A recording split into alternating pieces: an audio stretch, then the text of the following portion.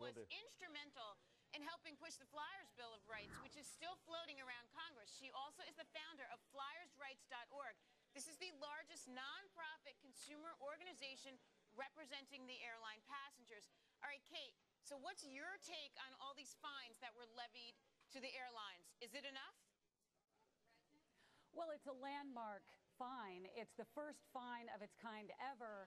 So it's pretty hard to criticize the DOT for fining the airlines for this deceptive practice. What I want passengers to understand is that Continental and Mesaba were not fined because they held people beyond 3 hours on the tarmac. They were fined because they promised not to in their customer service commitments, which say they'll only hold you for 3 hours. And every airline has a length of time in their customer service commitments that they tell you they'll let you off. But they don't, and they have no intention of it. That's one of the reasons why I really admire what you're trying to do is I think, if I understand correctly, you're simply trying to enforce the law. If the airline company states, we will give you the option after 3 hours to let you off, you want them held accountable. But I am a little concerned that the government, you've got a Democrat and Republican representatives that are both trying to push forward a bill that will actually make it a 3-hour law, and instead of just enforcing the law against deceptive advertising. There's no law. Well, there's a law against deceptive advertising, but that's the distinction. There's no law that says they ever have to let you off a plane. My family was on the tarmac for 9 hours. And my question is, do you want them to make it a law, or do you simply want them to make sure they continue to enforce the deceptive practice law?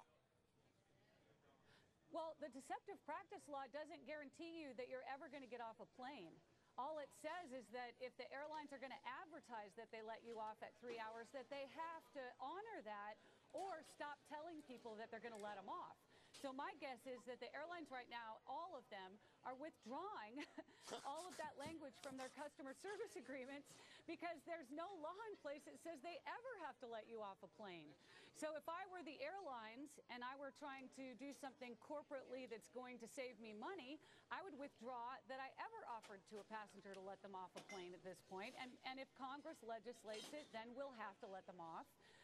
We obviously want a regulation, and I've got to tell you that a good portion of our membership are libertarians who say they like to be falsely imprisoned less than most of the rest of the population. Okay, so let's talk people are very angry being stuck.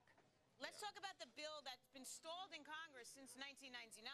But the bill says that you can get off the plane after 3 hours. It requires that there is ample food and drink. And Link, you'll appreciate this, it now requires that the working toilets are available to accommodate a 3-hour delay. So, Link, this is what we've come to in this country. It is, and unfortunately, I do think that this is important because I can't imagine, Kate, how you were on a plane for 9 hours with your husband and 2 kids. Link, you're on for 6 hours. What do you think, Link, about this bill, and is it enough, or should it be, I want to be off in 2 hours. I want to be off in 30 minutes if we don't take off.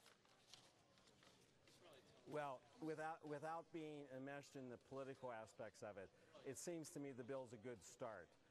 I went to Washington, D.C., and testified at a hearing of passengers who have had these kind of situations.